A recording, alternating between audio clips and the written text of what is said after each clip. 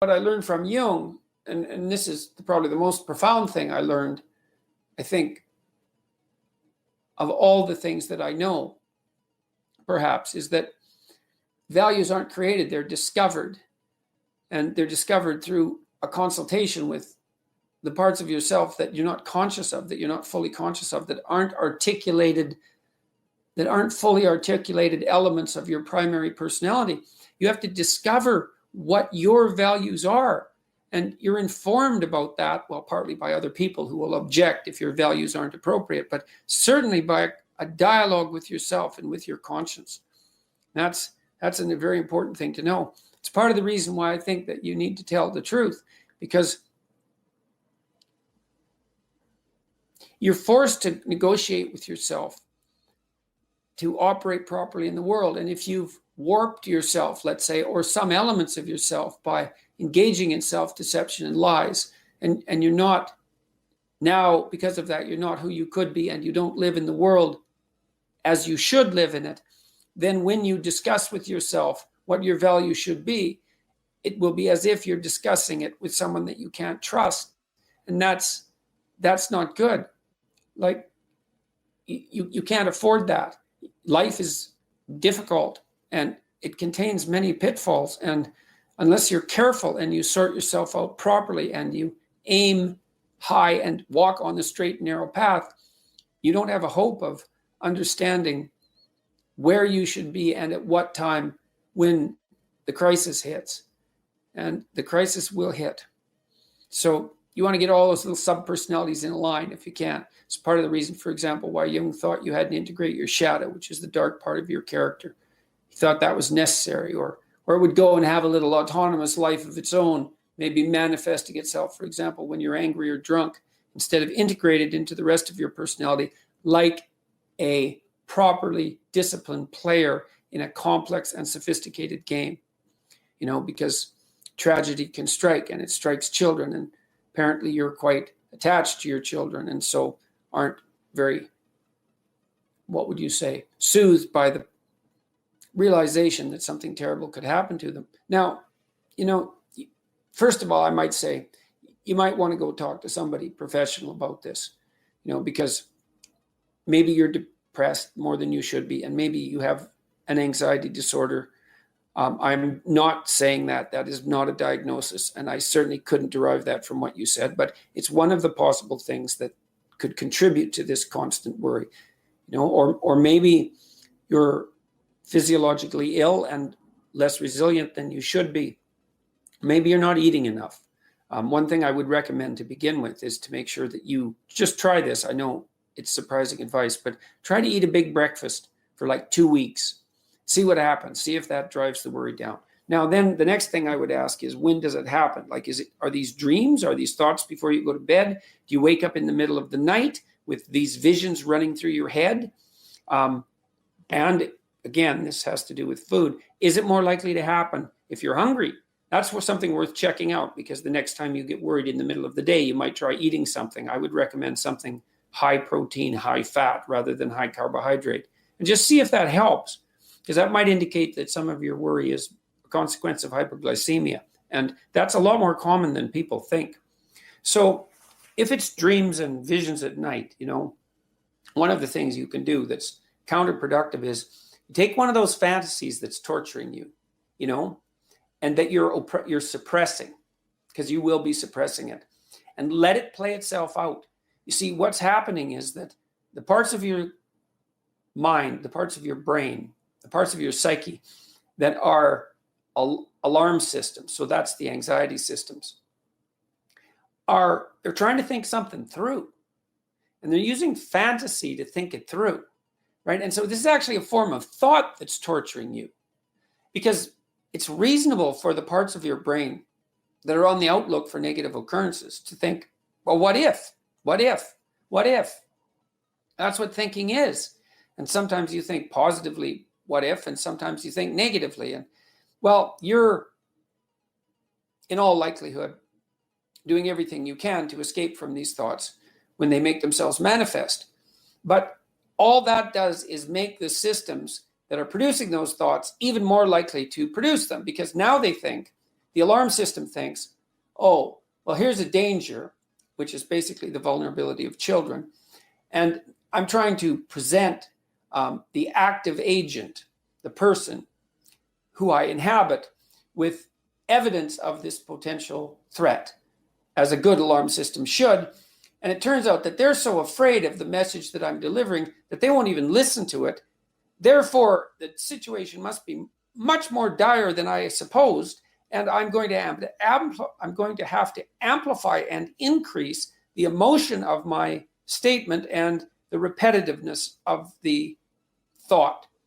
And so that's just not helpful at all, right? Because what you've done is you've taken a worry and you've now recategorized it as a worry that's so terrible that you won't even think about it. And so now the alarm systems think that you're being chased by he who can't be named.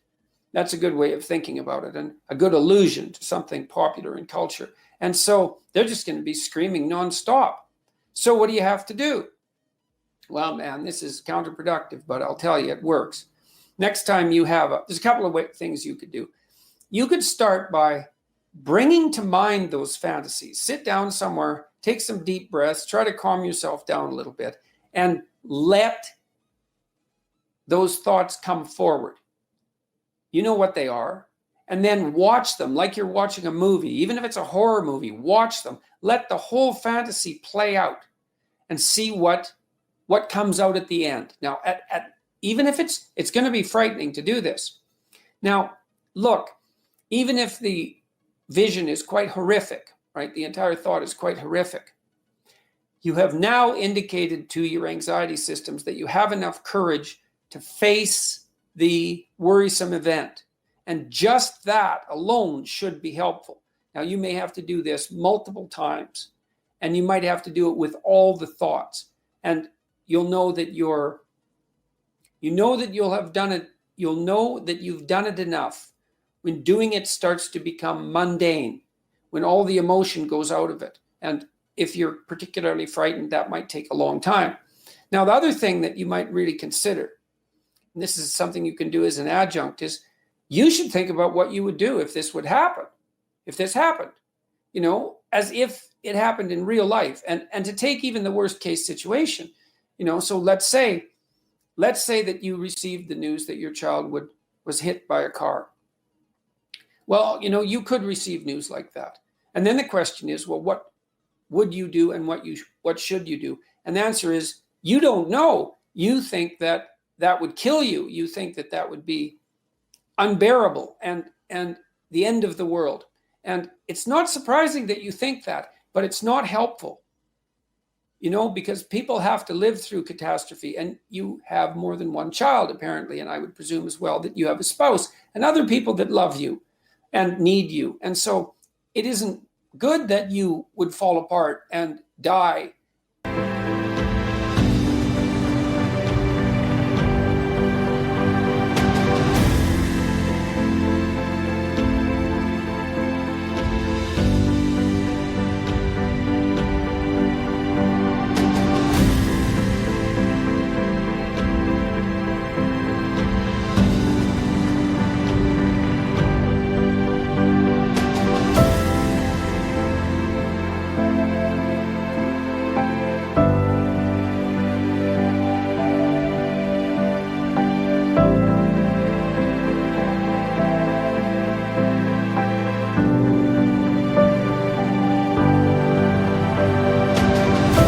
Like in an apocalyptic dread, if something happened to one of the people that you loved, because then you would leave all the other people bereft of you as well. And that's not helpful. And so if your child was hit by a car, well, what would you do? Well, you have to think it through. You'd grieve. You'd go to the hospital. You'd have a terrible time. You'd have a terrible year, and that would be that. And you'd have the funeral, and you'd have the loss of the child. And all of that would be awful. But people live through that, and maybe you could have an aim, and the aim would be that if that happened, your determination would be to live through it so that you could be there for the rest of your people, and so that you wouldn't fall apart and collapse, because the death of someone and the subsequent utter collapse of a person closely associated with them, that second event does not improve the first one. It makes it worse. And it's incumbent upon you to develop the psychological strength to be able to tolerate what it is that your anxiety alarm systems are tormenting you with. And, you might think, well, that's impossible. But, it's not impossible, because people live through catastrophe. And they do that in large part, or in no small part, by discovering that there are darker and stronger forces within them than they might be willing to appreciate. And that one of the consequences of integrating those forces is that you have the strength and the cruelty, in some strange sense, to endure, right? To dare continue to live, even if the unthinkable happens. And it's no simple matter to think of that as a moral step forward. But, people are called upon to be strong, and strong in the face of the worst catastrophe. And your psyche is tormenting you with precisely that. It won't let you go. It'll shake you like a dog shakes a rat. It won't let you go until you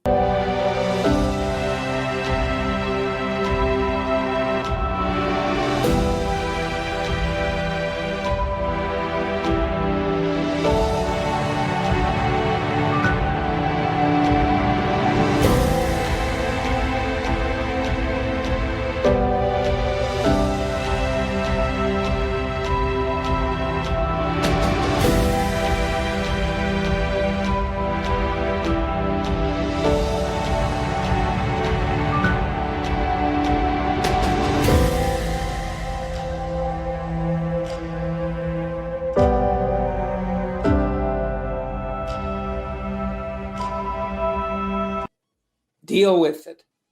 You deal with mortality, even the mortality of your children, and you find within you what would allow you to withstand that, damaged or not, to withstand that. And you do that by letting yourself go where your thoughts take you, even though you don't want to. That's a trip into the abyss.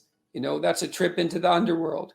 And those are best taken voluntarily. You're being dragged down there by forces that are beyond your control. And the mythological motif is that those who are pulled into the underworld by forces beyond their control do not come out easily.